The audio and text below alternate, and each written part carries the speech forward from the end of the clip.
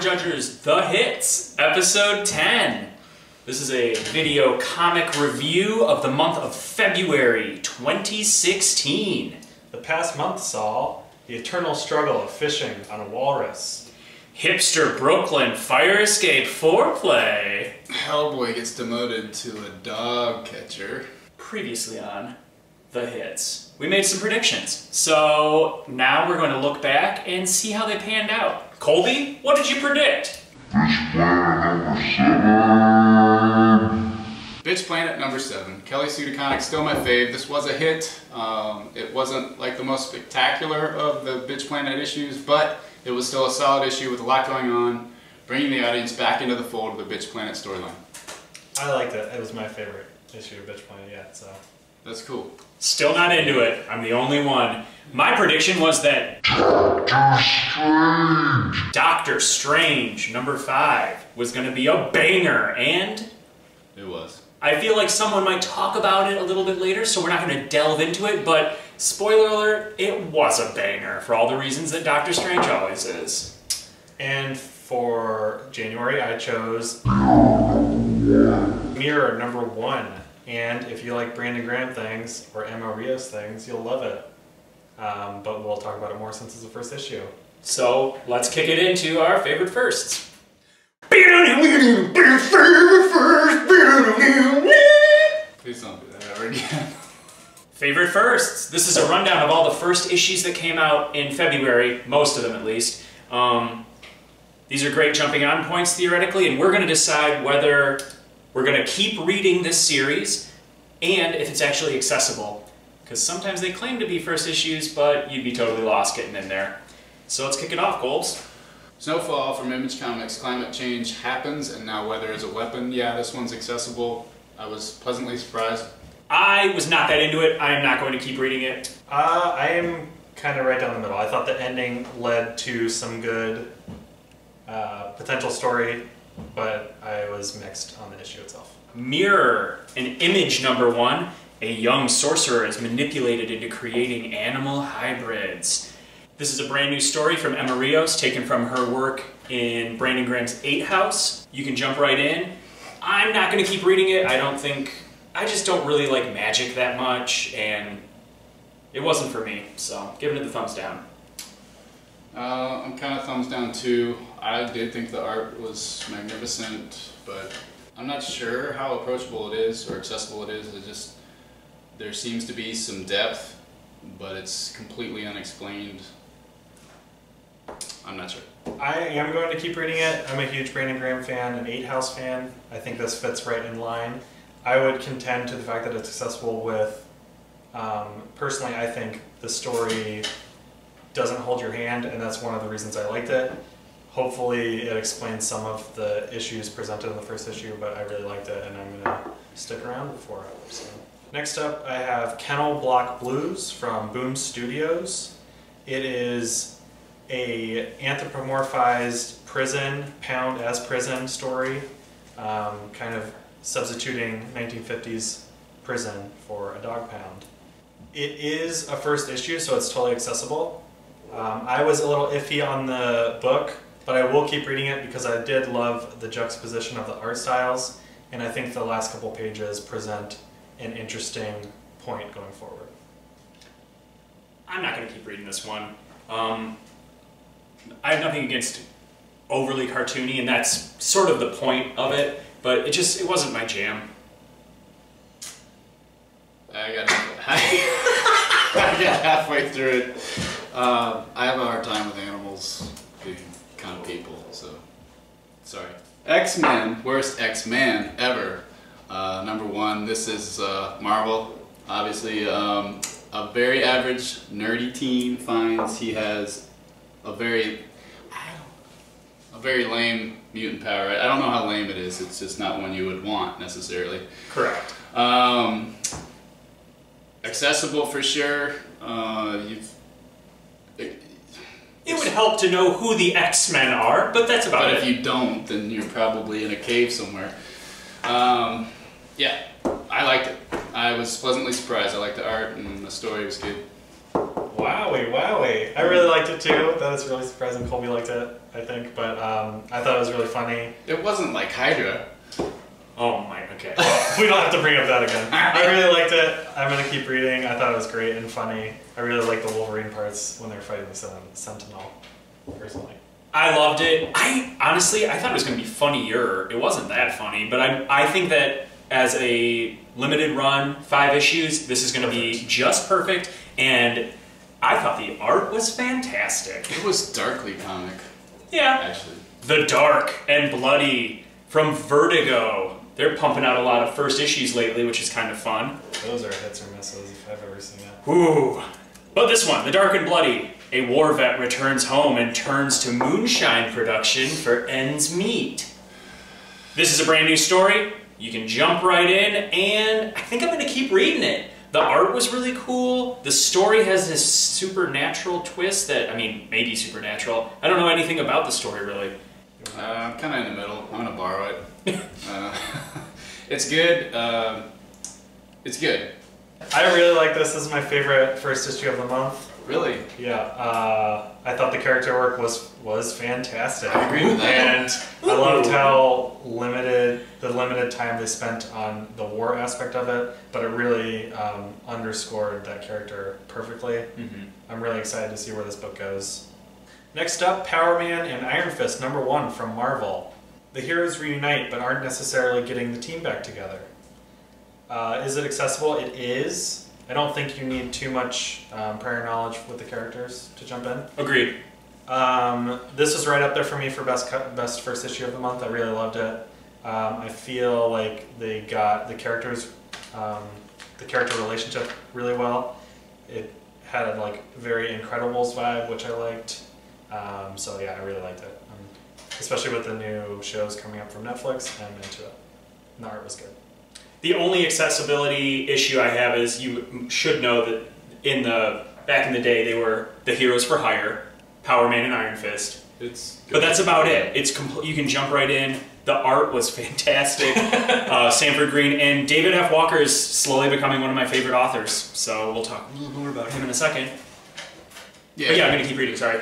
Everything they said, it's totally accessible. It's awesome. The art's fantastic. The best representation of Tombstone I've ever seen. Tombstone? The bad guy. Oh, the bad guy. Avengers 001 Standoff. Welcome to Pleasant Hill. Marvel. This is the summer crossover event for Marvel. Mysterious town and questionable tactics are at the center of this Marvel summer event lead in. It's pretty accessible. Very SHIELD oriented. And there's a good twist at the end. I'm gonna keep going. I don't know what's next. It's probably this is a standalone book, so we're gonna get a lot of standoff titles from a bunch of different characters. I liked it fine enough. I'm gonna keep reading for the event, but I wouldn't say I really love the issue. I think it sets up some interesting things down the road, but.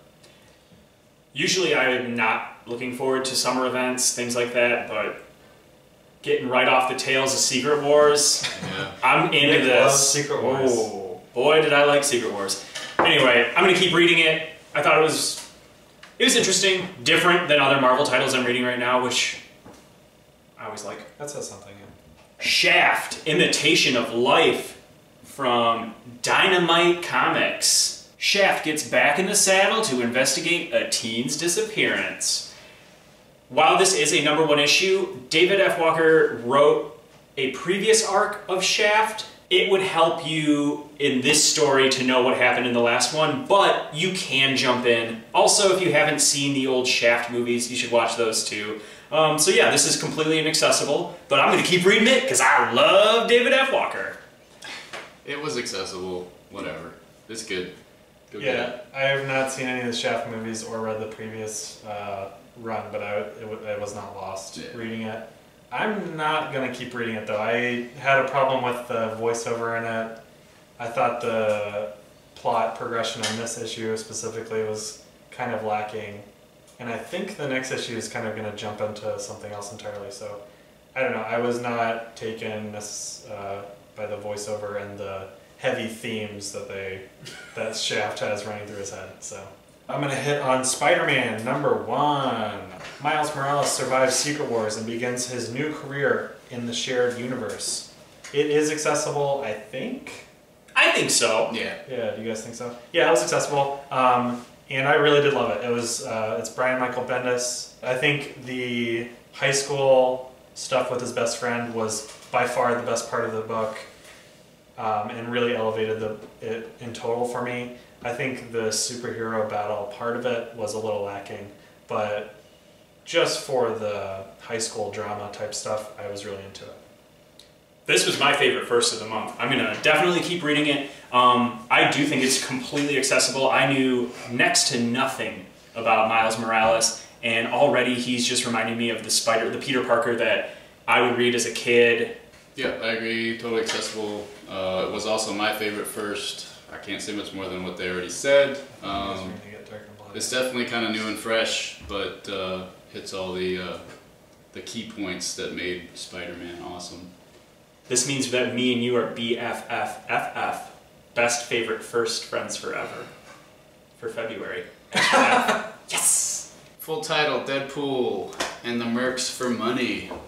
This one's a spoofy, cartoonish attempt at an A-Team-like story. That totally sums it up. It's pretty terrible. So... Can you jump right in? You can jump right the fuck in. I wouldn't recommend it. Yeah, I was not into it either. I think the villains is what really did it for me. It was really cartoony, but all the villains are based off Lewis Carroll characters, and I was not into it. Well, and then all the MERCS, all his compatriots, so to speak, there's not a one of them I'm interested in following. So, like, why? Just do another Deadpool or something. I forgot to read it, and I'm so happy I didn't waste my time doing it. Thumbs down! I'm gonna go read it for those Lewis Carroll bad guys, though. Another first we didn't mention. Go ahead. Spider-Man and Deadpool was good. It's a crossover title, What obviously. is that from? This is Marvel. Marvel. Fox Sony. Marvel. It's accessible. They do kind of explain there's a rift. Spider-Man's left the Avengers because Deadpool's in it. Doesn't like Deadpool, go figure. Because they're the same person. When traced by the same. Too much snark. That's impossible. Too much snark. Anyway, it's actually a really good issue. And that's our favorite first issues of the month of February. Oh, I didn't see you there. Favorite cover. Saga number 34. My favorite cover for the month of February. Just look at the majestic beauty on this one. So many pastels. Potentially the most picturesque cover I've ever seen. Ooh, it's got my two favorite characters on it too. Yeah, that's Goose and Friendo. Goose and Friendo, right in the front cover. It's just a slice of tranquility in this crazy story we've got here.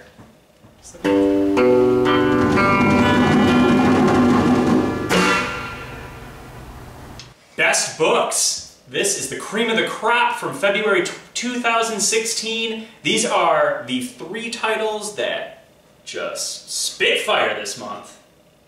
We're going to give each of us 30 seconds to talk about it. Not a single second longer. And I'm going to kick it off. Yeah, you're on the clock. I'm going to kick it off. The Vision, number 4. By Tom King. Just Gabriel Hernandez-Walta is on the art, and Jordi Belair is just making everything the right color.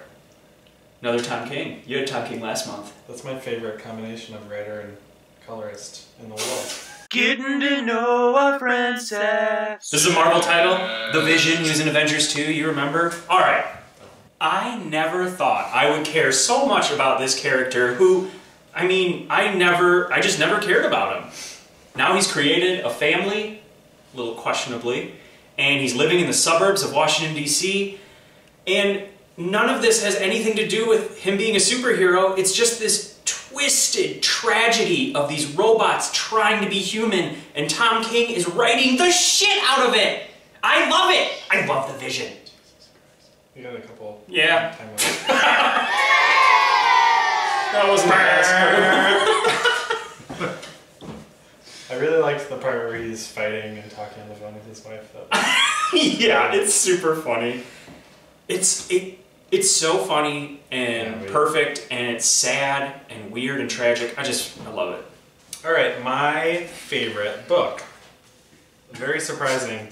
Star Wars number 16 from Marvel Comics. The writer is Jason Aaron, fan favorite in these neck of the woods. Art by Lanil Yu. Perfect. Colored by Sunny Go. This issue starts with a compelling new environment with the Sunspot prison. It's rendered perfectly. It looks amazing. Where this issue really succeeds is it redeems both Aphra and Sana Staros, both characters from earlier in the book that I thought were lacking. Aphra reminds me of Hannibal Lecter in this issue instead of Indiana Jones, and Sana's relationship with Leia is redeemed by their discussions about prisoner etiquette. Art's great, book's great, check it out. Next round. I really like how Neanderthal you get at the end of those. Art great, book great, love you. Brain off. It wasn't the only thing I'll add is the 3-page Han and Luke B plot was really stupid and they should have just left it out. Yeah. But the issue in total was fantastic. Let's get this timer. Restart it. Colby, what was your favorite book this Doctor month? Strange number 5. This is Jason Aaron. We just talked about Jason Aaron, I believe. Double dip, chip. Oh, God. And Chris Bacalo on the art. There are 6 inkers, so you do not get any credit. Whoa. That seems Art a good, little art good, book harsh. That's very not art good, book good.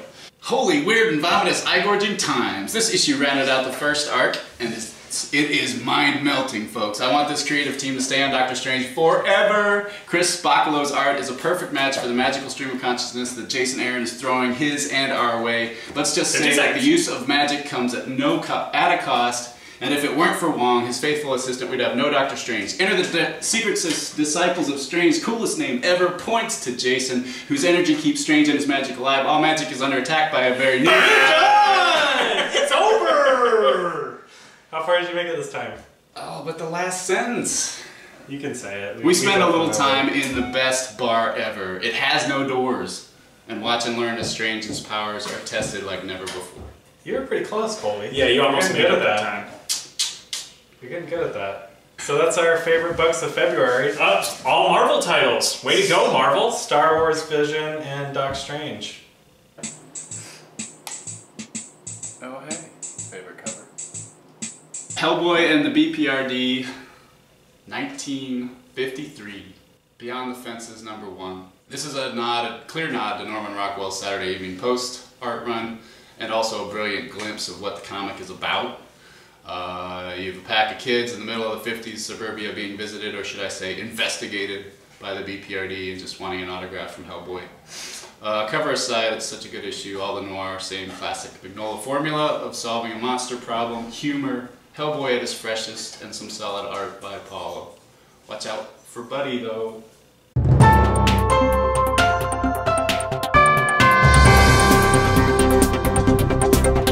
Hey guys, welcome to Arc Chat.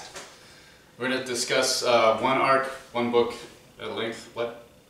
If you're not familiar with Pretty Deadly, we've got Kelly Sue DeConnick, my fave, Emma Rios, Jordi Belair, and Clayton Cowles. Pretty Deadly issue 8 came out in February. We're halfway through the second arc. It's a great point to check in with this book. And that's what I'm going to do. I'm going to moderate this bitch. Alright, are we ready, fellows? Yeah, ready. Let's open with your personal experience. Take it away, Seth. Well, Pretty Deadly came out about the time I started checking in with single issues. It was one of the first books that I started reading. Fell right in with it. It was great. It's a little cryptic, especially that first arc, first couple issues. I think the first issue kind of presents a fable for the whole thing, so it's really difficult to wrap your mind around. But overall, it's really great. The art is like crazy good. Yeah, it's just a really great book. I'm glad it's continuing. It's been a little bit long coming, but Your personal experience, sir? I had pretty much the same personal experience. We started getting single issues around the same time again since I was a kid. You guys were together? No. Yeah, a little bit. ish. Yeah. Talking Sleepovers. about Saga and Flashlights. Hand holding. Anyway, This is one of the first titles I remember people at the comic store getting like excited about. And they're like, oh, did you pick up Pretty Deadly? Because if you didn't, you're a stupid moron. The first arc is set in the West and plays like a typical Western. The second arc fast forwards to World War I. How does this change the story? Western first arc plays into Western tropes a lot, as far as kind of showdown, you have justice, fighting for the little guy type of thing. But when we fast forward to the second arc, it's very grim about modernity, I think. It's very like fatalistic. I think it plays into the characters developing too. In the first arc you have a new successor to Death, and in the second arc you get to see her reign, dealing with mass destruction. It's a little bit more grim, less triumphant, even though the first arc is very sad and lots of crazy stuff happens. Everything in the first arc seemed a little bit black and white. There's good guys and bad guys. Now with this new Death in the second arc, Death has changed. Like, you've got these guys in France in the trenches getting murdered by strangers. It's what Death means. Yeah, what Death means, and it's just, everything is kind of topsy-turvy in this one, but it still maintains the Pretty Deadly-isms from the first arc, which is pretty cool. The battle in the first arc is kind of gods fighting, Death and their archangels kind of fighting, and a successor to Death. In this next one, it's almost like a gods and men story, almost like a Greek story where the gods are intervening in men's affairs. So it's not so like cosmic in a way. It's very much a single human story in a crazy experience like World War I, with Death and her agents taking an interest in this one person. I saw it a little bit differently, where in the first arc we have these people are the main characters. Whether they're, you know, like there's something supernatural about all of them, it seems like, but they're taking on this god Death.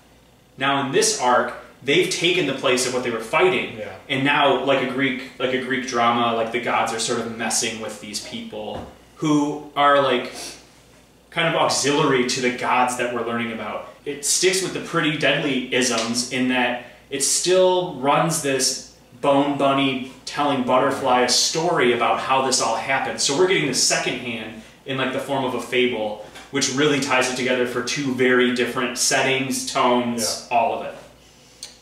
Okay, very briefly, how would you rate the two arcs at the moment?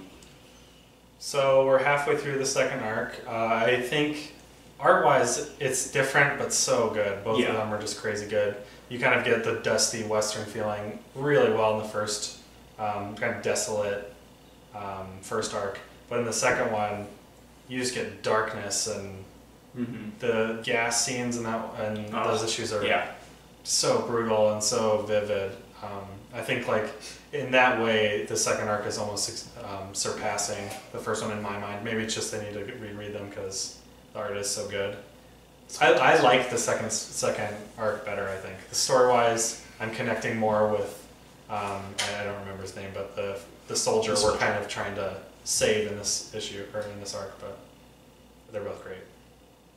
I think that the second arc is going to have more of an emotional impact, like for personally for the characters or even the pawns of the characters, but that first arc, it's got that creepy country shit I love. I still just remember those arms coming out of the water and taking that girl was super weird. That first issue where they're at the town square telling the story about how Jenny, the daughter of Death, who's a main character in this, how she was conceived, it's still like one of my favorite things I've ever seen in comics. So I gotta give it to the first arc, but who knows? I mean, I'm still enjoying this. And this last issue that came out in February was the best of this new arc, by far. How do you see this arc ending? Tears and blood. I don't know. I mean, what becomes of our main character? Do we see the death of him at the end, or does he create his own space in the like gods portion of it, or what happens? Because I look back at the first issue of the series, and he's in that issue as a little kid. Yeah. I don't know what like. Does the third arc lead into another era? It's hard to say. But hard to say.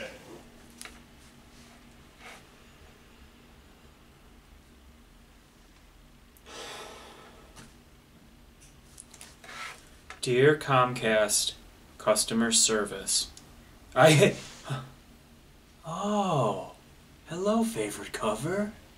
Shutter, number 18 by Joe Kittinge and Leela Del Duca. This is like a dark horse for my favorite cover, but for some reason I just really like it. As you can see, I'm just staring at it. I love the layout design of how Shutter always has this sort of frame around an idea that's going to take place in the issue, and sometimes just something crazy or Alarm Cat just blowing something up. It's a great book that we were just discussing. We don't understand it all. I need to go back and read some of it, but this cover, I don't know, I really liked it.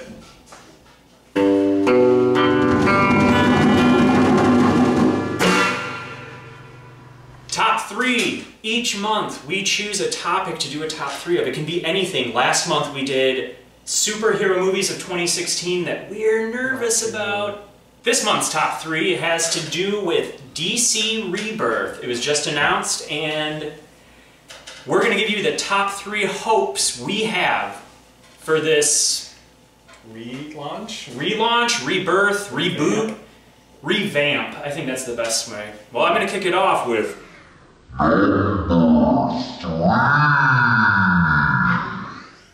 we really hope that there are less crossovers and more of a focus on standalone storytelling. I want to see Batman go on a Batman adventure. I want to see Superman save the Earth. I don't need a ton of crossover. I don't need a Batman arc to navigate Batgirl, Grayson.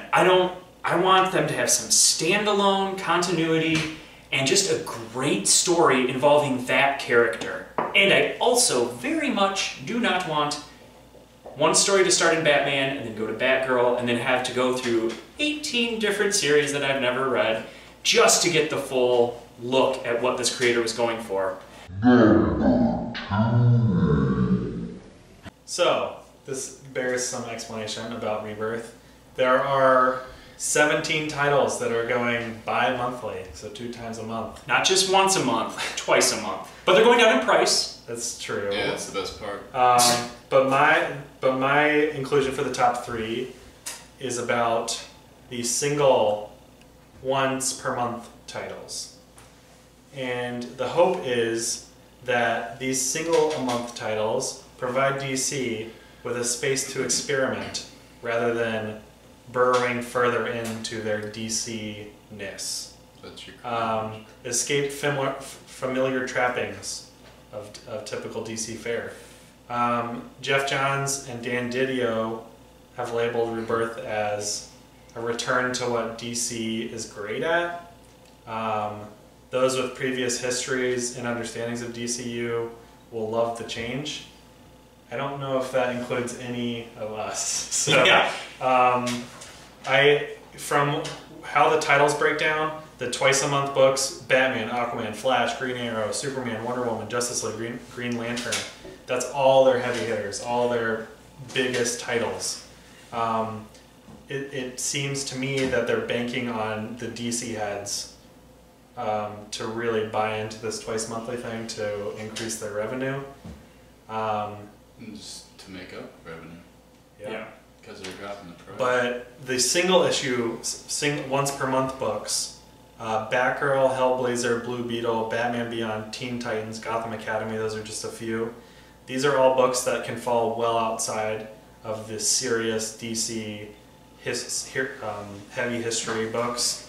And the hope is that they can take chances. Marvel does this with their titles. Mm-hmm. They create a large umbrella for anyone to pick a book that they like.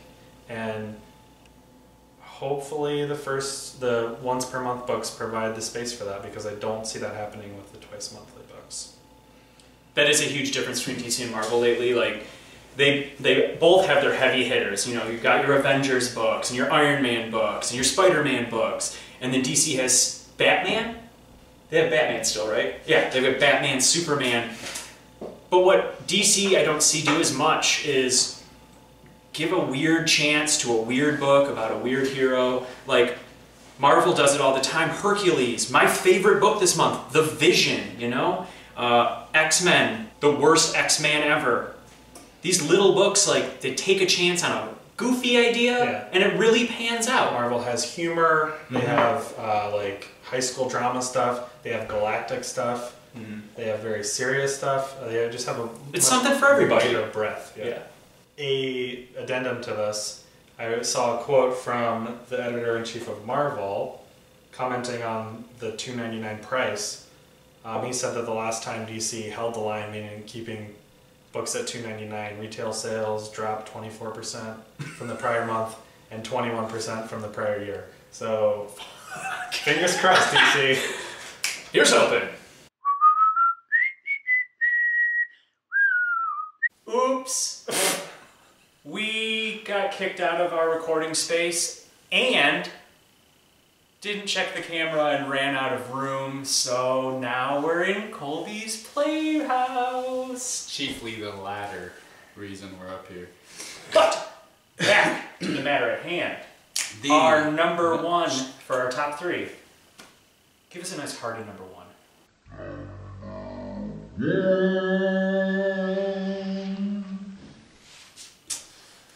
The number one thing we're looking for is great creative teams with such great creators, artists, writers as Max Landis, Tom King, Scott Snyder. Put them on something else, perhaps with Greg Capullo again though. Marguerite Bennett, Marguerite Savage, Tom Taylor, Renee DeLiz, Jean Louise Yang, David Walker, James Tinian, Mark Doyle, Chris Conrad, Rebecca Taylor, and Big Doyle. You got all of these awesome people to choose from. There's limitless potential if these teams are allowed some freedom to run with their characters, create some consistency, and again, limit crossovers. We are rooting for you, DC. Please come through. So that was our top three hopes for DC. We had more standalone stories, more room for experimentation, and bottom line, great creative teams that can run with their own story.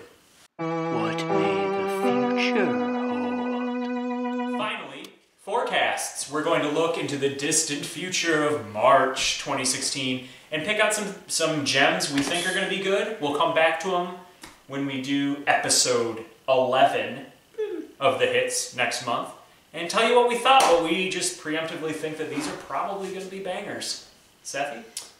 My prediction for March, my favorite comic prediction is Black Widow number one. Chris Samney and Mark Waid.